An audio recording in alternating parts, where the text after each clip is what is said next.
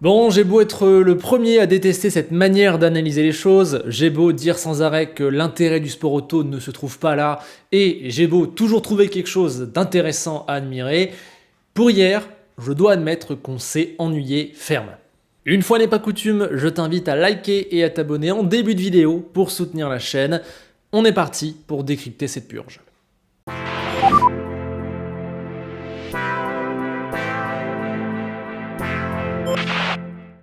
Alors on va quand même essayer d'expliquer clairement pourquoi cette course qui promettait énormément a finalement accouché d'une souris et pourquoi le résultat était scellé dès le 4e virage, en tout cas pour ce qui est des 6 hommes de tête. Première explication, un cruel manque de dépassement, en plus on sortait d'un festival à Austin, la transition a été difficile.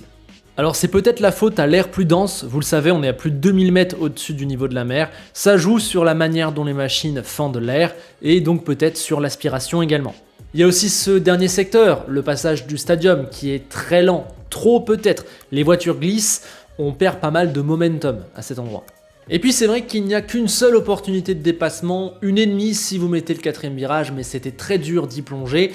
Et pour pouvoir dépasser au premier virage, faut extrêmement bien sortir du dernier. Et on sait qu'il est compliqué, la traction est pas évidente à trouver, ça glisse pas mal. Résultat, sans une grosse différence pneumatique, les positions restent figées. Et on n'a pas eu un seul combat rapproché entre les hommes de tête, pas un seul petit combat. À cela s'ajoute une bataille stratégique qui n'a finalement pas eu lieu puisque l'usure des gommes était quasiment inexistante et ça a surpris pas mal de monde, pas forcément dans le bon sens pour le suspense de la course. Peut-être à cause des tests Pirelli faits en FP2, c'est comme si la plupart des teams avaient manqué de repères et à ce petit jeu, c'est Red Bull qui a fait la différence en partant sur les pneus soft. Après avoir constaté la faible dégradation, ils ont pu mettre les médiums un poil plus tard, les tirer au bout sans souci et donc mettre fin à tout suspense. Mercedes, elle, s'est vraiment ratée sur ce point qui était pourtant le point crucial si elle espérait gagner la course. Ils pensaient qu'il fallait être conservateur et étaient persuadés que le medium hard était la seule stratégie qui permettait de ne s'arrêter qu'une fois. Raté et ils s'en sont rendus compte hyper tard. Preuve en est les radios où ils disaient qu'ils pensaient que Red Bull allait s'arrêter encore une fois et qu'ils étaient sur le bon choix. Preuve aussi quand ils ont refusé d'écouter les demandes de Russell qui voulait étirer et passer les softs. Et pourtant, imaginez s'il avait eu gain de cause et que comme Ricciardo, il avait fait une belle remontée, ça aurait pu totalement changer le visage de ce Grand Prix, mais ça aussi, on en a été privé, non bataille stratégique. Il y avait aussi une différence entre les machines hier soir, et oui, quand même un peu. Mercedes était mieux que d'habitude, c'était notamment frappant en qualif, mais quand même, c'était un petit peu en dessous. Alors en plus, avec la mauvaise stratégie et sans la track position, ça devient mission impossible pour lutter avec Red Bull. D'ailleurs, je pense que Verstappen prend une belle partie de sa victoire dans la magnifique Q3 qu'il nous sort. Sincèrement, il est pas loin d'avoir fait les 2 tours parfaits et il était peut-être pas le favori pour la pole. Mais en tout cas, c'est magnifique et ça conditionne la suite. Autre explication à l'ennui, l'absence de Ferrari. Déjà, la Scuderia nous offre souvent pas mal de divertissements, mais en plus, on nous avait promis une bataille à 6. Finalement, ils étaient plus proches du midfield que des leaders. On peut quand même penser que les caractéristiques du tracé sont la principale raison de cette sous-performance, la voiture vaut mieux que ça en temps normal, mais les rouges glissent de plus en plus, Red Bull leur est devenu intouchable et Mercedes est à minima au même niveau. Sinon, Sainz, pour la toute première fois de la saison, a réussi à être plus fort que Leclerc sur un week-end. Bon, le Monégasque n'avait pas de DRS en Q3 et il s'est plaint d'un moteur fatigué, ce qui n'était pas le cas pour l'Espagnol. Mais ça y est, au niveau des rythmes pour la première fois, Carlos était devant. Est-ce qu'il saura le réitérer? C'est moins sûr. Au passage, magnifique départ entre les deux, un Leclerc très agressif, un Sainz qui défend parfaitement, ça se laisse de la place, on adore. Mais bon, ce départ, contrairement aux 2 ou 3 années précédentes, il n'a pas aidé au spectacle hier soir puisqu'il n'a rien offert, à part George Russell qui a perdu de place, il ne s'est rien passé. Et on avait aussi eu une qualif qui avait déjà rangé les voitures quasiment dans leur ordre de performance, donc pas de remontée le dimanche. Ajoutez à ça qu'on n'a pas eu notre petit fait de course pour relancer les événements, la virtual safety car d'Alonso a été parfaitement dirigée, et vous obtenez ces 2 heures d'épreuve très très molles. Et puis, il faut aussi le dire, le côté répétitif de cette saison 2022 peut être lassant pour certains. Il n'y a plus de réel enjeu, en tout cas, l'énorme enjeu majeur, il a disparu. On n'a pas la bataille en piste qu'on nous avait promis hier. Et la personne qui gagne, c'est la 14e fois de l'année qu'elle le fait. Voilà, il y a peut-être plus surprenant ou plus émouvant. Rendez-vous compte quand même que ça n'a jamais été fait dans l'histoire. Même quand on avait l'impression qu'Hamilton gagnait littéralement tous les week-ends, eh bien il gagnait moins que ça. Forcément, ça peut lasser des gens. Alors ça, c'est pas la faute de Max et Red Bull, pas du tout, eux c'est juste les plus forts, bravo, mais c'est aussi le risque des calendriers qui s'allongent. Si jamais il y a une domination, la saison peut très vite tourner à l'inintéressant et au répétitif. On perd également en excitation, parce que tout est moins rare, tout est moins précieux, et ça attention, ça peut vraiment faire du mal au produit qu'est la Formule 1. Imaginons que l'an prochain, il y a un champion, quel qu'il soit, et qu'il reste encore 7 courses, ça peut vite être long. Et donc à l'arrivée, toujours pas de victoire pour Hamilton et Mercedes cette saison. Pourtant, l'ère de Mexico jouait plutôt pour eux. Ils n'auront le succès tant attendu que grâce à des faits de course. Désormais, c'est une évidence. Ce n'est plus possible à la régulière, ils le savent. Et encore une fois, on a l'impression que leur focus est passé plutôt sur 2023 maintenant. Max, lui, rentre encore un peu plus dans la légende, on a cessé de le répéter durant cette saison. Il bat le record de victoires sur une année, avec un ratio en plus qui peut être meilleur que celui de Schumacher. Après tant de brillance, les mots manquent. C'était aussi hier le 9e succès consécutif de Red Bull. C'est énorme, le record il est à 11, c'est McLaren en 1988. Vous savez, l'année où Prost et Senna étaient tellement forts qu'ils mettaient un tour au 3e. Bref, la RB18 est vraiment l'une des voitures les plus dominantes de l'histoire, il faut le dire, à minima statistiquement. Avant de conclure sur les leaders, un petit mot sur Pérez, pour qui j'avais un peu peur après la qualification. Je me disais que le podium allait être très dur à aller chercher et qu'il y aurait peut-être une petite douche froide dans le stadium.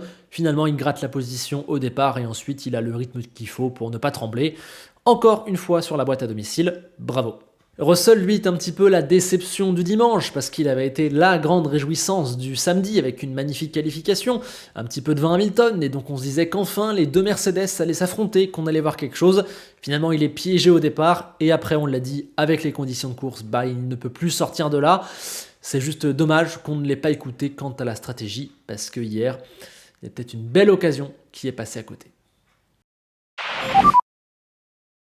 Et justement, cette stratégie décalée, ce pari, on l'a vu dans le midfield où il s'est encore passé pas mal de choses. Certains ont compris au d'un moment que ça y est, on pouvait ne faire qu'un seul arrêt et mettre les softs, bien aidé en ça par Vettel qui a fait quand même 38 tours sur le pneu le plus tendre, c'est 13 de plus que Verstappen sur la même gomme. À partir de là, c'était la preuve qu'on pouvait faire qu'un seul arrêt et qu'on pouvait aller à fond sur les médiums et sur les softs. Du coup, McLaren le tente avec un Ricciardo qui faisait jusque-là un bon week-end, vraiment proche de Norris, mais qui n'aurait pas marqué de points en l'état actuel des choses. Il passe donc les médiums au tour 44, seul Joe s'est arrêté plus tard au tour 45 et commence alors une belle remontée avec un vraiment superbe rythme. Bon, malheureusement, au début de cette course en avant, il nous gratifie d'une manœuvre mal maîtrisée sur Tsunoda dans la partie lente du circuit. Bon, c'est totalement sa faute, il n'était pas à hauteur pour s'imposer, et c'est d'autant plus bête qu'il l'aurait passé 30 secondes plus tard dans la ligne droite. Mais par contre, j'ai trouvé les 10 secondes peut-être un peu violentes, peut-être qu'on a jugé le fait que Tsunoda avait abandonné, et que 5 secondes auraient été plus en phase avec les autres pénalités données cette saison. Mais bon, de toute façon, peu importe, puisque Daniel et les pneus soft marchaient tellement bien qu'ils ont dépassé Norris, Bottas, Alonso et Ocon avant de se construire un matelas de 10 secondes sur le français et donc d'empocher, de conserver la 7ème position, un petit peu comme ce qu'il avait fait en Russie avec Renault. J'ai une pénalité, c'est pas grave, je vais aller plus vite. En tout cas, waouh, ça fait longtemps qu'on ne l'ait pas eu comme ça. Merci évidemment aux pneus soft, sans ça, il n'y aurait rien eu, mais enfin, un sourire à l'arrivée. Résultat, c'est Alpine qui boit la tasse alors qu'elle était confortablement installée, la voiture marchait bien, ils allaient marquer 10 points, en prendre 20 points d'avance au classement. Mais finalement, Ricciardo remonte sur la bonne stratégie et le moteur d'Alonso lâche encore. Sincèrement, à ce niveau de poisse-là, c'est dingue, c'est énorme. Il devrait avoir 70 points de plus, il devrait avoir un total doublé par rapport à ce qu'il a actuellement au classement. Il devrait être largement le meilleur des autres. C'est vraiment pas payé et la rage est compréhensible. Mais encore une fois, on a une écurie alpine qui pêche à la fois sur la stratégie, qui a été trop frileuse, et à la fois sur la fiabilité. Vu la voiture qu'ils ont et la forme de leurs deux pilotes, ils devraient déjà avoir sécurisé la 4ème place. Eh bien non, McLaren qui s'accroche et qui marque toujours des points et n'en est plus qu'à 7 derrière. Attention au camouflet qui pourrait arriver à Abu Dhabi. Dans cette affaire, Ocon lui a été top, derrière Alonso en qualif et auteur d'une course parfaite. On en revient au fait que c'est pile poil ce dont l'équipe a besoin. Dans le même temps, Norris ne peut faire mieux sur la mauvaise stratégie et avec une voiture moribonde, il parvient tout de même à prendre un point à Bottas. Bottas justement qui stoppe la disette d'Alfa Romeo, il n'avait pris qu'un point depuis Montréal et je crois que Valtteri était sur sa plus longue période sèche en carrière. Bon, ça reste qu'un petit point, attention doucement, et je pense que l'altitude de Mexico y est pour beaucoup, mais ça fait du bien de stopper un petit peu l'hémorragie.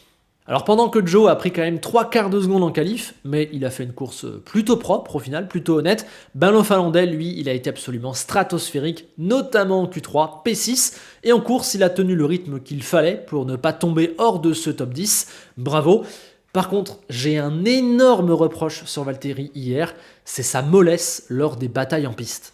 Hier, on a vraiment vu une nouvelle fois à quel point il manquait de racecraft, comme on dit, la manière de faire la course avec les autres. Il s'effaçait presque, c'était dingue. Il y a déjà le départ, il freine un petit peu trop tôt, donc il ne prend pas l'espace disponible à l'intérieur. Résultat, Leclerc s'engouffre et Alonso aussi. Après, dans la bataille face à Ocon, il lui laisse toute la place, tranquille, vas-y c'est ouvert, la contre-attaque, non, elle est un peu mollassonne. Norris et Ricciardo le doublent également super facilement. Et puis, il y a la gestion des drapeaux bleus, alors ça c'était lunaire. Vous irez revoir, je crois que c'est aux alentours du tour 56 ou 57, il s'est littéralement garé pour laisser passer les leaders, et les deux McLaren ont repris 4 secondes sur lui d'un coup. C'est hallucinant. Et au final, c'est dommage parce que cette conduite bizarre et à minima peureuse, elle lui coûte, je pense, facile la P9 sur Norris, voire mieux. Et au classement, Alpha n'a que 4 points d'avance sur Aston Martin. Tout point en plus est-elle le bienvenu? Ça va être très serré entre ces deux équipes. Aston justement, qui après avoir sorti la meilleure perf de sa saison à Austin, n'était tout simplement pas là à Mexico, ils sont retombés dans leur travers, même si j'appelle à la prudence car encore une fois, ce tracé est vraiment trop atypique au niveau de ses caractéristiques pour pouvoir tirer de telles conclusions. Toujours est-il que les deux voitures sont sorties en Q1 et ont vécu toute la course dans le fond de peloton sans jamais pouvoir espérer quelque chose. On a aussi mis Lance Stroll sur 2 arrêts. Bref, c'est la définition du week-end à oublier. Presque pareil pour AlphaTauri qui reste vraiment trop moyenne cette année. Leur 9ème place, si l'on ne sera pas immérité. Côté positif, on peut noter un Tsunoda vraiment bon, devant en qualif et sur le rythme de course. Dommage pour l'abandon, ça aurait été cool de le voir valider sa bonne performance.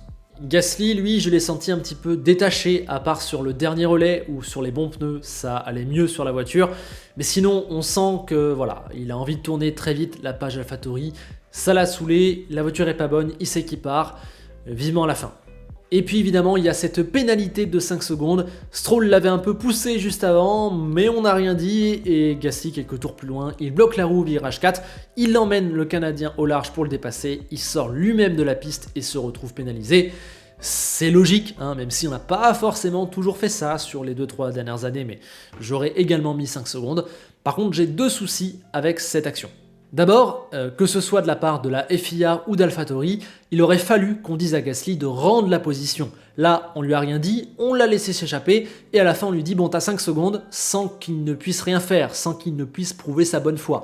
C'est pas normal, et une fois sur deux on dit au pilote de rendre ou pas, c'est pas bien fait, ça manque d'uniformité.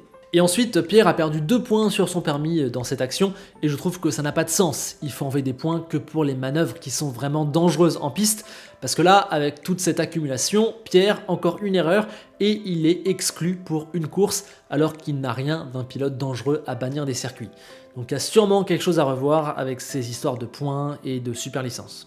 Bon, au final, Pierre, il pourra un peu s'en vouloir, parce qu'au final, lui aussi, de lui-même, il aurait pu peut-être rendre cette position en imaginant que quand même, il avait été bien au-delà de la piste. Il y a aussi eu une qualif qui n'était pas assez bonne, et un premier relais trop moyen. C'est dommage, parce que le deuxième relais, il est très bon, et il échoue à moins d'1 seconde des points. Ouais, il y avait peut-être 2 petits points ou un qu'attendait Pierre hier, et à cause d'un week-end pas assez optimisé et d'une nouvelle erreur sur un dépassement, il n'y a rien à l'arrivée. Sinon, à la toute fin du peloton, on les a même pas vus à l'image, faut signaler que Haas était moins bonne que Williams. Pas le samedi, Williams reste la pire équipe sur un tour, mais bien le dimanche, vraiment c'était catastrophique. Dans ce petit lot de pilotes là, seul Albon a pu se battre pour quelque chose. Lui, il avait la bonne stratégie et il était aux portes du top 10 pour récupérer les miettes, encore une fois, mais ça n'a pas souri. Latifi, lui, je crois qu'il s'est fait prendre un tour par son coéquipier. Il a aussi dû faire 2 arrêts, mais je crois que c'est parce qu'il n'arrivait pas à tenir ses softs assez longtemps. Bref, on va pas en rajouter. Côté As, dur de dire lequel des deux pilotes s'en est le mieux tiré, c'était assez kiff-kiff. Ils ont eu droit à la même stratégie, mais dans le sens inverse. K-Mag était devant le samedi, Mick était devant le dimanche. Bon, voilà, les pauvres. En tout cas, saison bien morose pour ces deux équipes. As va espérer sauvegarder sa 8ème place au classement qu'elle tient pour un petit point devant AlphaTauri. Il y a quand même quelques beaux millions d'euros en jeu. Et Williams, elle, va espérer que Logan Sargent obtienne sa super licence parce que le pauvre, à cause des drapeaux rouges, il n'a pas pu faire 100 km vendredi matin. Et donc, il n'a pas le point bonus de la super licence. Il lui faut donc désormais un top 5 en Formule 2 et non plus un top 6. Allez, on jette un coup d'œil rapide au classement qui aura un petit peu évolué. Bon, Max est champion, mais Pérez reprend la 2ème place à Leclerc pour 5 points. Je pense évidemment que ça restera dans cet ordre-là, sauf abandon. Hamilton a également doublé Sainz, et ça aussi, je pense que ça va aller plutôt dans ce sens. Alonso, on le voit, est mal payé. Norris sera le meilleur des autres. Dans la 2ème partie, Ricciardo est revenu à 1 point de Vettel pour la 11ème place, mais je crois que le top 10, il est plus ou moins déjà fait. Côté écurie, il reste encore pas mal de suspense, il n'y a plus que 40 points entre Mercedes et Ferrari. Je pense que la Scuderia peut tenir, mais attention, ils sont à la merci d'une panne mécanique ou de quelque chose qui se passe mal. 7 points entre Alpine et McLaren. Attention Alpine, il faut vraiment la sécuriser cette position. 4 entre Alpha et Aston, ça va jouer à rien. Et 1 entre As et AlphaTauri. Ouais, le constructeur, c'est peut-être ce qui nous tient en haleine sur cette fin de saison. Et voici également les notes de ce 20e rendez-vous de la saison. Je ne m'attarde pas dessus car elles suivent ce que je viens de dire depuis 20 minutes. Vous pouvez également faire pause pour les regarder, mais aussi voter dans un Google Doc présent en description et venir proposer vos potentielles corrections en commentaire. Je serai ravi de m'ajuster si l'avis général diffère du mien. Et enfin, les moyennes générales sont disponibles également en description.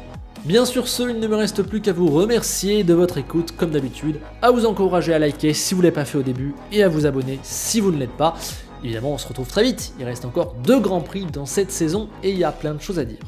Rendez-vous en commentaire pour discuter de tout ça et on se quitte avec Enzo Ferrari qui a eu besoin ce week-end d'un masque à oxygène, mais pas à cause de l'altitude de Mexico, plutôt à cause des performances de son équipe.